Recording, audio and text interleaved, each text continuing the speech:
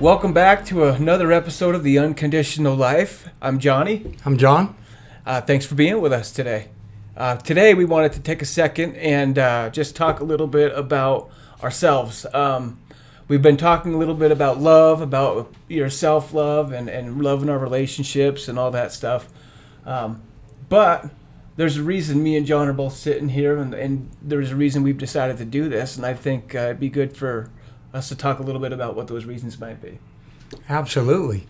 I was talking to my younger brother recently, and he said, and I'll just dive right in. He just flat said, well, who do you think you are to talk about love? And what qualifies you to talk about it? And I said, well, I don't know that anything really qualifies me to talk about it, but I will tell you that my whole life I've always felt the love flowing around me. And I can see the breakdown in relationships. Look at most of the people most is a heavy word, but a lot of people that I see married don't even like each other based on the way they treat each other. And it blows me away that I see this disparity in what we're taught about love and behavior, and then the reality that I see manifest itself in how we treat our parents, how we treat our siblings, how we treat our spouses, even how we treat our coworkers. It should be so easy to just be focused on love and kindness. What qualifies me? I ran a service business where I worked in people's kitchens and homes for the last 40 years. And this conversation has happened hundreds, if not thousands of times.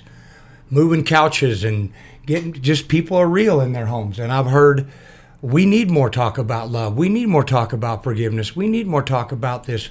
What is this thing called unconditional love, and why are we even here?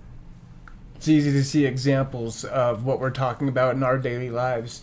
And really the purpose for me, anyway, and I'm pretty sure it's similar for you, John, for doing a message like this is throughout the course of my life, we've seen, had experiences. I've been in an industry where I was face-to-face with people every single day, helping them make big purchases in their lives. And you see a common thread with the struggle that most people are going through.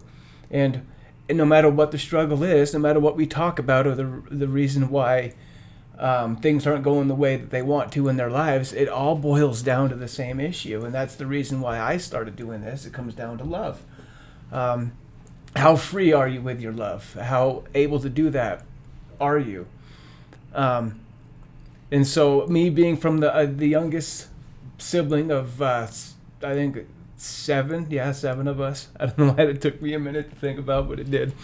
So I'm the youngest out of 7 kids, which means I had a lot of people around me as I grew up. A lot of people influenced my life. I learned a lot from a lot of people, and no matter what it is, no matter what the issue is, it can all go and boil back to a lack of love, no matter what that issue is. You know, the interesting thing about that to me, Johnny, is that one thing I'm convinced of is it takes absolutely no discipline to be a jerk. It takes absolutely no thought process. But to really dig deep and take it to the point where you're being an ass about something is you have to really dig deep. We're naturally inclined to be loving and kind, but we're put out into the world, and we're from our very beginning, we're told, be careful, look out, watch out. Very rarely do people tell us, listen to your heart, do the next thing that feels right. We're taught to be cautious, to be mistrustful of people. And this conversation, I believe, is absolutely crucial to loving oneself, to loving the world around you, to starting and living a life from the space of love. Literally getting up in the morning, starting as simply as, if you have a cup of coffee, doing that from a loving, grateful space and being happy to be in there instead of just going through the motions like so many of us do, accepting the conditions that are imposed upon us. Hence, where we get our title. Yeah, unconditional life, because there's so many different aspects that have been conditioned. And that's what you just said is actually the whole thing. I don't represent any group. I don't represent any specific people or any specific people's messages or anything like that. What really this is for me, John, is just you and me having a conversation. You know what I mean? Absolutely. This is the same conversation you and I have behind closed doors when we're on the phone, when we're talking to each other just about the things going on in each other's lives. We're having this exact same conversation. And one of the biggest reasons I enjoy doing this so much, and the reasons why we started this podcast, is this is a conversation that I think can benefit anybody that chooses to partake in. We don't have any requirements of our listeners. You can listen. You don't have to listen. You can, do your thing. But wouldn't it be nice if around the kitchen table we started talking about a little thing called love instead of the helter-skelter of a normal day, or what we all have to attend to, or what we're conditioned to respond to. Just being able to have this conversation in any type of environment is really the whole purpose of this for me. It's to open up the dialogue about something new, about something not necessarily new, but something very much so needed on our planet right now. Absolutely.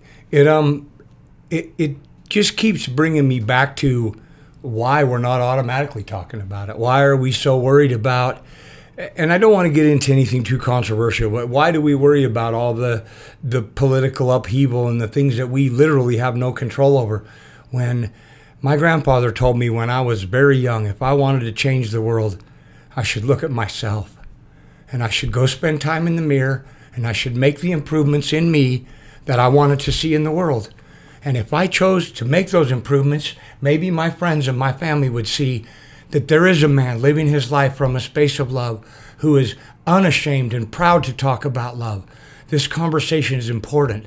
And through that, through my friends and family seeing this change in me, who knows, maybe their friends and family.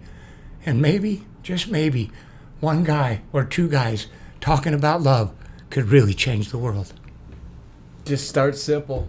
I mean, when we started having the talks that we have, John, it didn't all of a sudden blossom into what we're talking about right now. It started with little things bugging me about my life, little things bugging you about your life, that we'd kind of bounce off each other.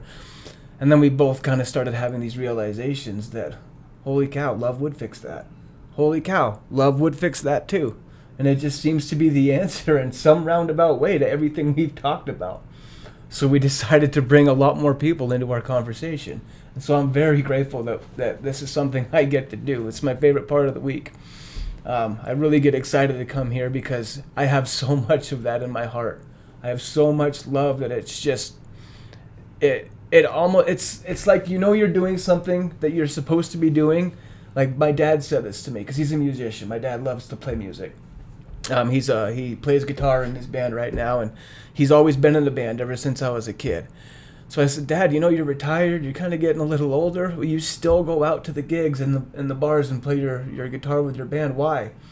And he said, and I'll never forget this. I've lived my life like this for a minute since I heard it. He said, the reason is because I can't not do it.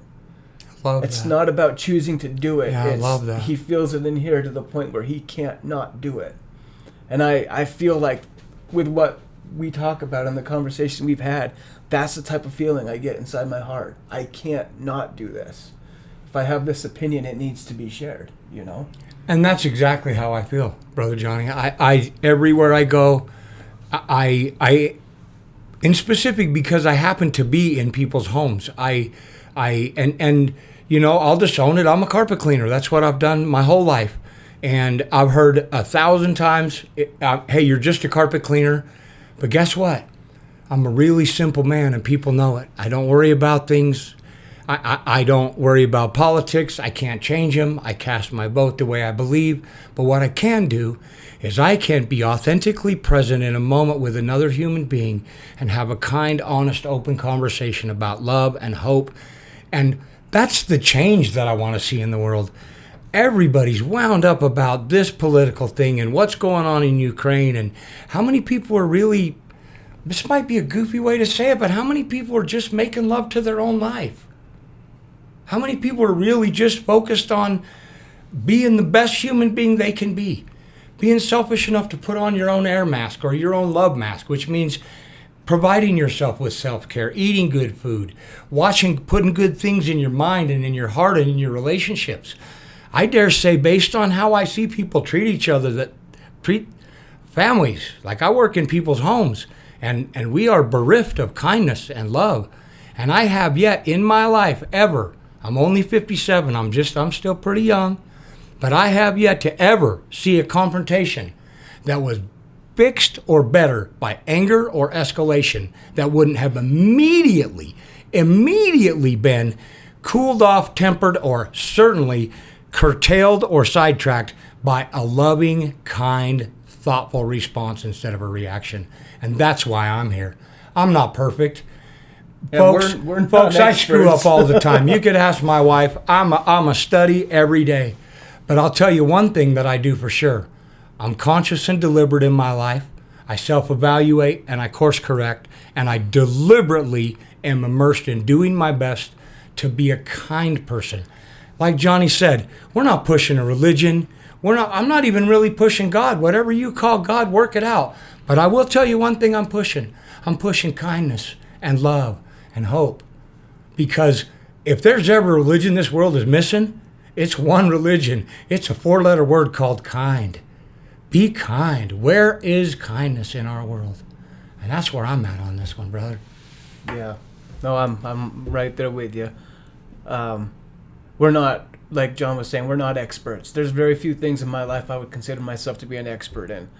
But it's just one of those things that when you feel it, it's that type of feeling that you want to make sure as many people that you meet feel it as well, because it's that infectious. Amen. It spreads, and that's mainly our main purpose with being here with you guys, is to make sure we can see this type of feeling and these types of conversations continue to spread. We love you guys. Thank you so much for being with us. Yeah, I want to say one thing as we wrap up. I get asked a lot, how do you and your wife communicate the way that you do? And the reason this conversation is being had today, more than anything, is because we come from that space of mutual respect, love, and kindness. The drive behind me is I want to see more of us coming from that space of mutual love and kindness. I would challenge you, put more of it out and just see what happens. The next time somebody cuts you off in traffic, instead of flying the bird, wave at them.